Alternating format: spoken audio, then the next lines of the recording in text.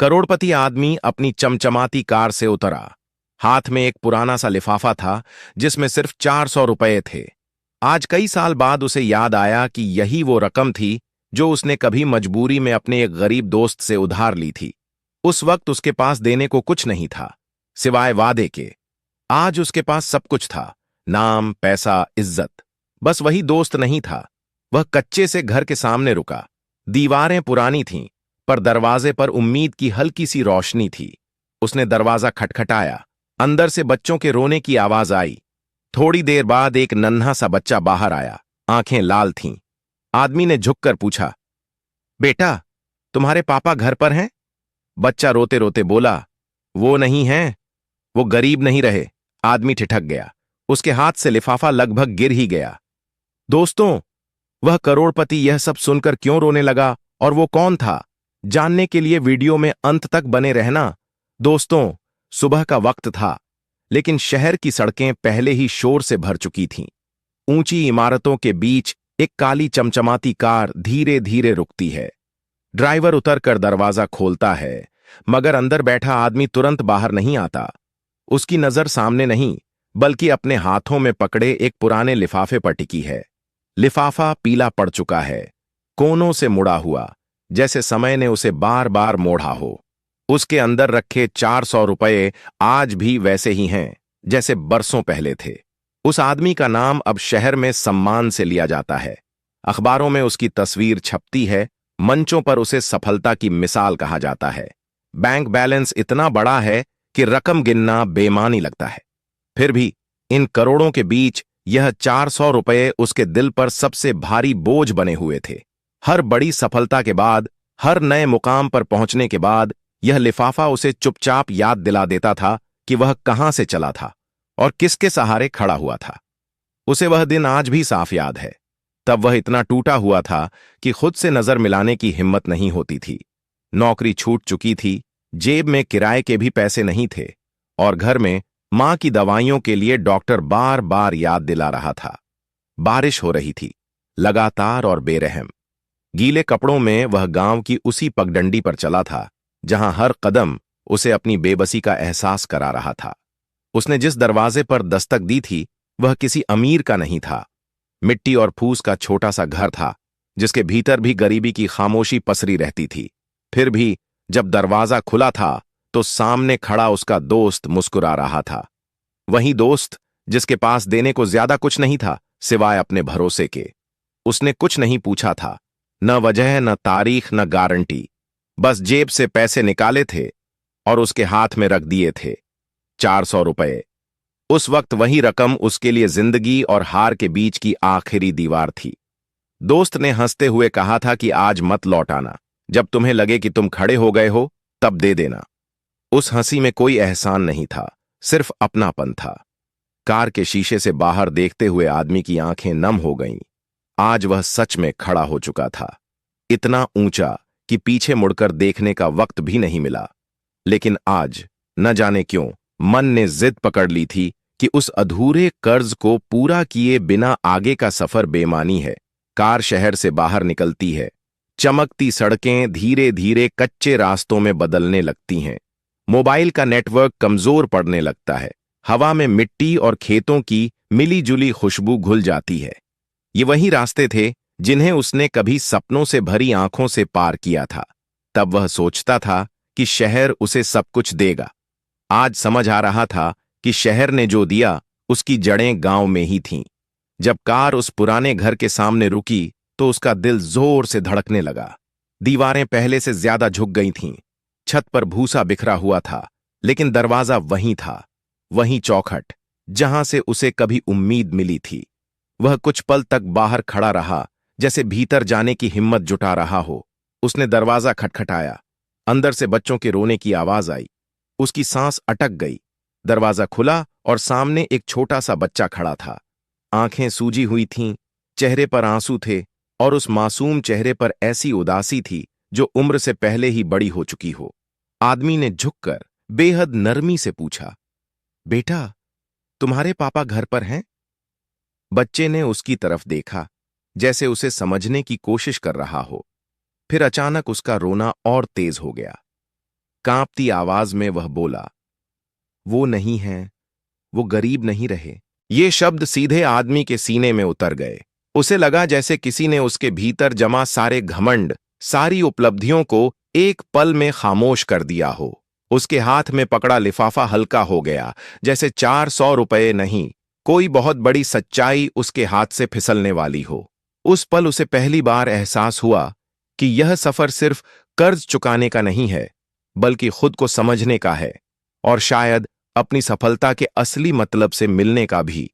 बच्चे के मुंह से निकले शब्द आदमी के कानों में गूंजते रहे। वह वहीं चौखट पर खड़ा रह गया, जैसे उसके पैर जमीन में गड़ गए हों। वो गरीब नहीं रहे। इस वाक्य का अर्थ वह समझ नहीं पा रहा था, या शायद समझना नहीं चाहता था। उसके मन में एक साथ कई डर उठे। कहीं वह गांव छोड़कर चला तो नहीं गया, कहीं हालात इतने बिगड़ गए कि सब कुछ छिन गया हो, या फिर वह सच्चाई जिससे हर इंसान डरता है, कहीं वही तो नहीं। उसी समय भीतर से एक भारी लेकिन शांत आवाज आई, बेटा, बाहर कौन है? आवाज में थकान थी, मगर शिकायत नहीं। दरवाजे के भीतर से एक औरत बाहर आई। उम्र ने उसके चेहरे पर लकीरें खींच दी थीं, पर आंखों में अभी भी आत्मसम्मान की चमक थी। उसने आदमी को देखा, फिर ध्यान से देखने लगी, जैसे यादों के किसी कोने में उसे तलाश रही हो। कुछ पल बाद उसकी आंखें भर आईं। आप, इतने सालों बाद? उसने धीमे स्वर में कहा। आदमी की आवाज गले में फंस गई। हां, मैं वही हूं, बस इतना ही निकल पाया। औरत ने बिना कुछ और पूछे दरवाजा पूरा खोल दिया। आदमी भीतर गया। घर छोटा था, लेकिन बेहद सलीके से रखा गया। मिट्टी की दीवारों पर सफेदी के निशान थे। एक कोने में बच्चों की किताबें करीने से रखी थीं, जैसे किसी ने उन्हें बहुत सम्मान के साथ छुआ हो। दीवार पर एक पुरानी तस्वीर टंगी थी, जिसमें दो जवान लड़के साथ खड़े थे। एक वहीं था, और दूसरा उसका दोस्त, मुस्कुराता हुआ, आंखों में सपने लिए। उस तस्वीर को देखते ही आदमी की आंखें भर आईं। वह समझ गया था, अब कोई शब्द बाकी नहीं थे।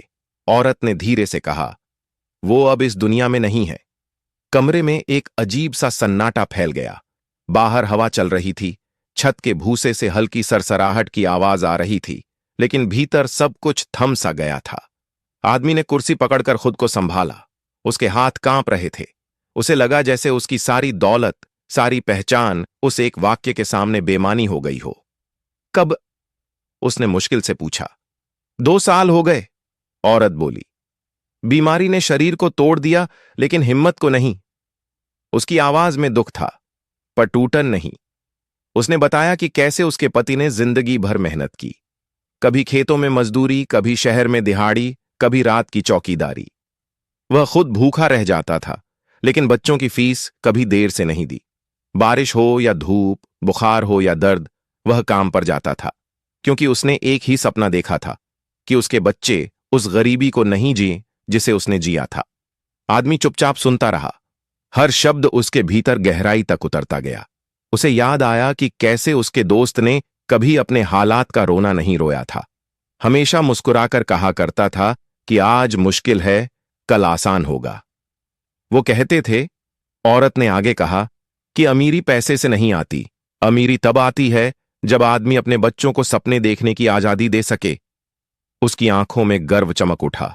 बच्चे पास आकर अपनी मां के आंचल से चिपक गए।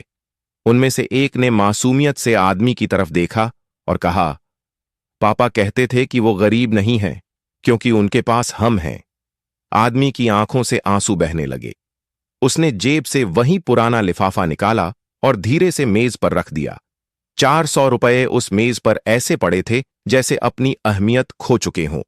उसे एहसास हुआ कि यह कर्ज बहुत पहले ही चुकाया जा चुका था, मेहनत से, त्याग से और आत्मसम्मान से।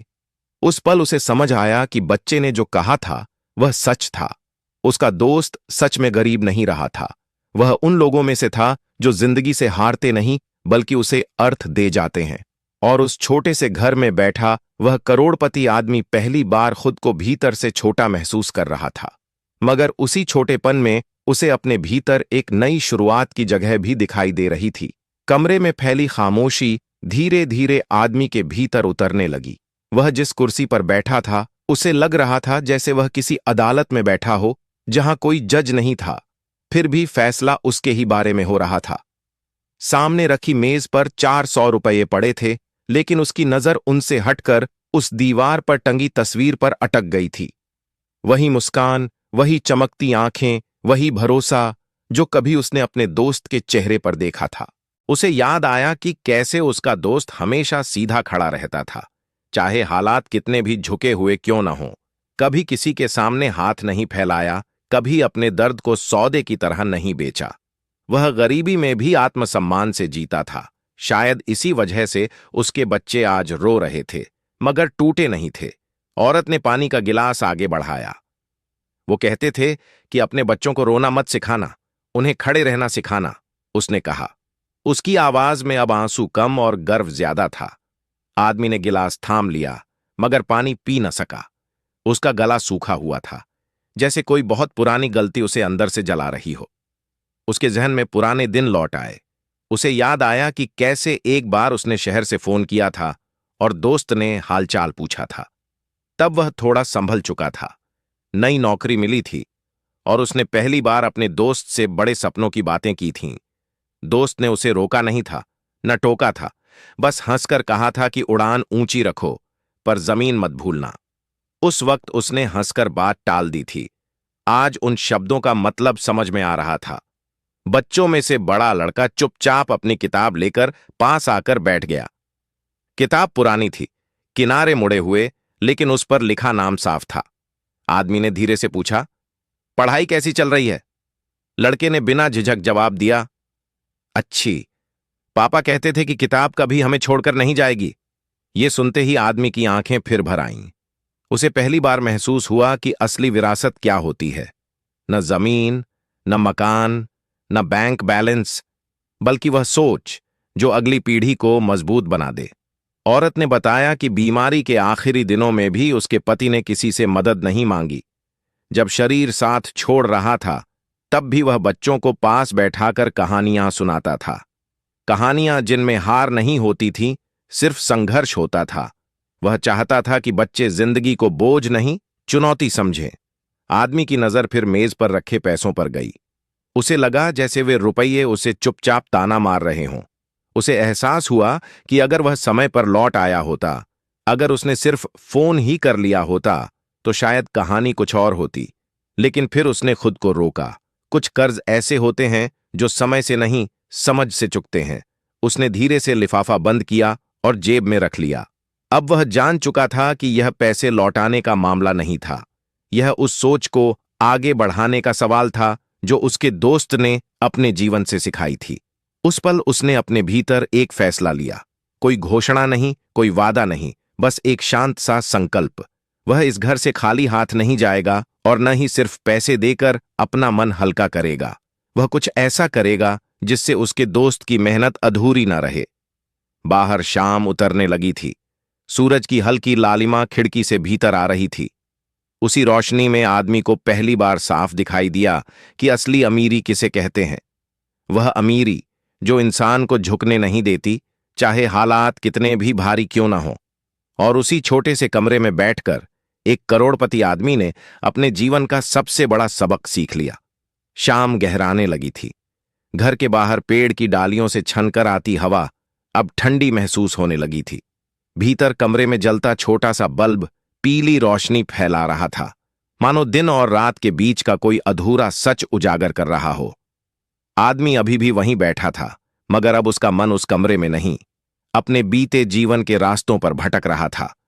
उसने महसूस किया कि जिंदगी ने उसे बहुत कुछ दिया था, लेकिन बदले में उससे कुछ मांगना भी चाहती थी। अब तक वह समझता आया था कि मेहनत और किस्मत से सब हासिल हो जाता है, पर आज उसे एहसास हुआ कि कुछ पाने के बाद लौटकर देखना भी जरूरी होता है। लौटकर उन लोगों को देखना जिनके कंधों पर चढ़कर आदमी ऊंचाई तक पहुंचता है। औरत ने चूल्हे पर चाय रख दी। उबलती चाय की आवाज उस खामोशी को तोड़ रही थी जिसमें आदमी डूबा हुआ था। चाय का कप सामने आया तो उसने दोनों हाथों से उसे थाम लिया, जैसे गर्माहट से नहीं, बल्कि उस अपनापन भरे पल से खुद को जोड़ रहा हो। उसे याद आया कि कभी इसी घर में वह और उसका दोस्त जमीन पर बैठकर चाय पीते थे और बड़े बड़े सपनों की बातें करते थे।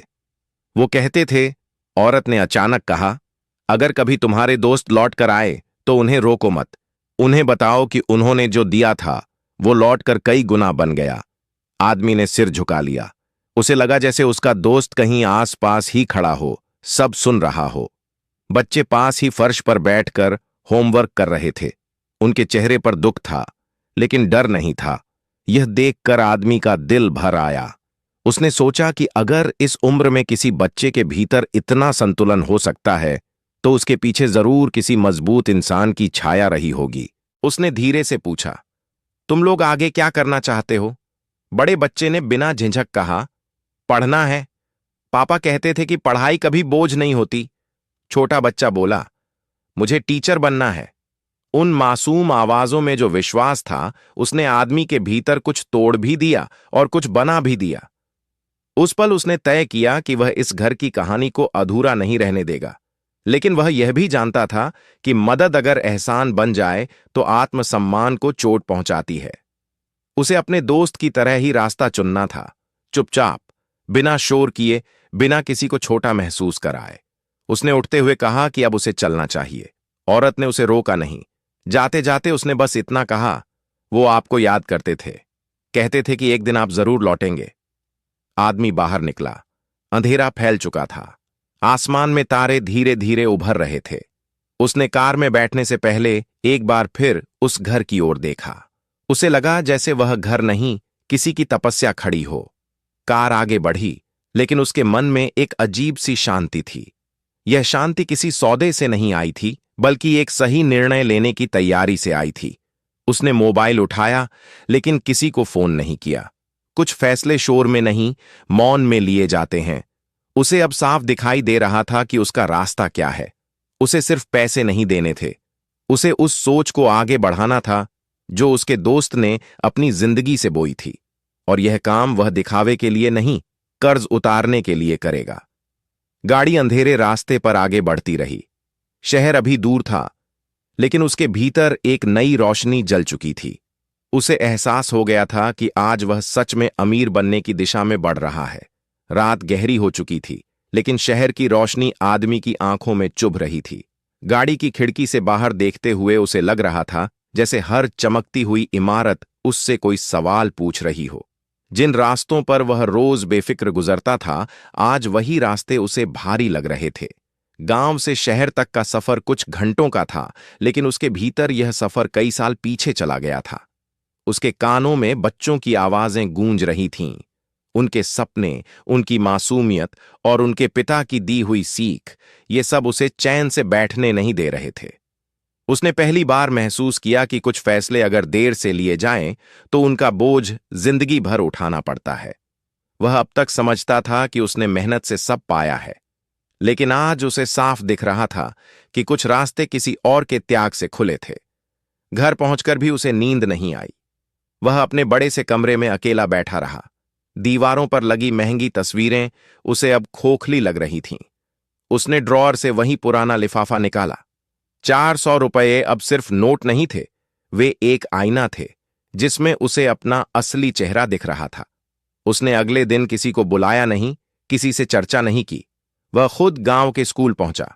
वही पुरानी इमारत, वही टूटी बेंचें, वही उम्मीद से भरी आंखें। उसने प्रधानाचार्य से बस इतना कहा कि वह बच्चों की पढ़ाई में सहयोग करना चाहता है, बिना नाम, बिना शिलालेख, बिना उद्घाटन के।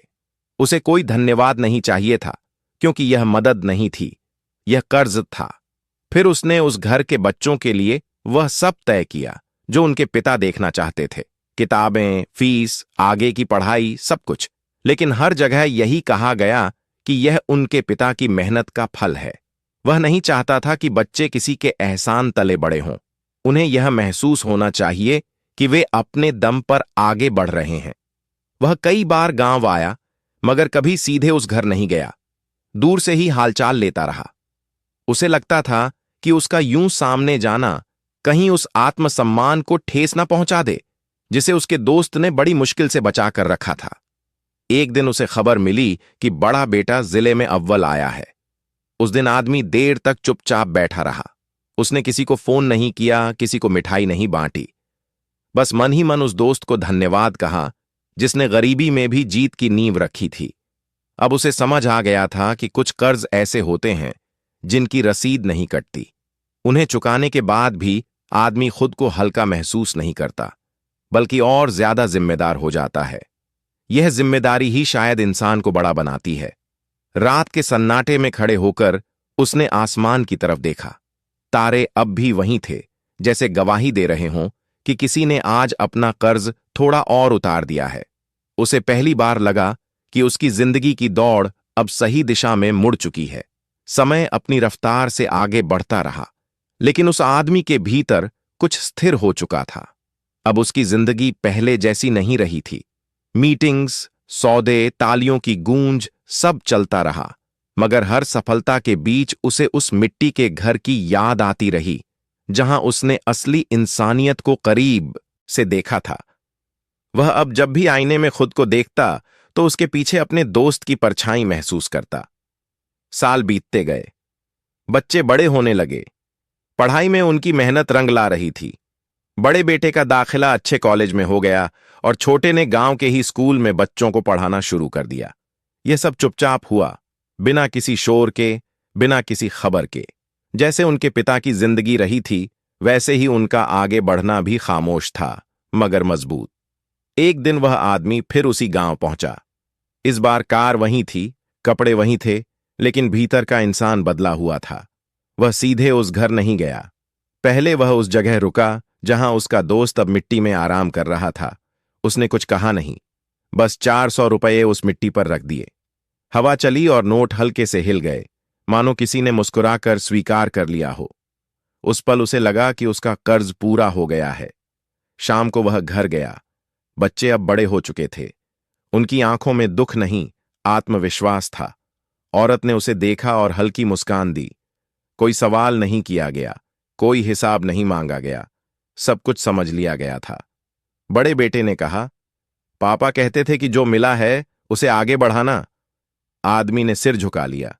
उसकी आंखें नम थीं, लेकिन मन हल्का था। वह जान चुका था कि अमीरी का मतलब सिर्फ पैसा नहीं होता। असली अमीरी होती है किसी के जीवन में रोशनी बनकर रह जाना। असली सफलता होती है बिना नाम के भला कर जाना। और असली जीत होती है उस कर्ज को चुकाना जो इंसान ने कभी कागज पर नहीं लिखा था, लेकिन दिल पर हमेशा दर्ज रहा। वह जब लौटकर शहर की ओर चला तो सूरज डूब रहा था। आसमान लाल था, जैसे किसी कहानी का खूबसूरत अंत। उसे पहली बार लगा कि वह सच में सफल हुआ है, क्योंकि कुछ लोग मरकर भी गरीब नहीं होते और कुछ लोग जीते हुए भी बहुत देर से अमीर बनते हैं। आज वह दोनों को समझ चुका था।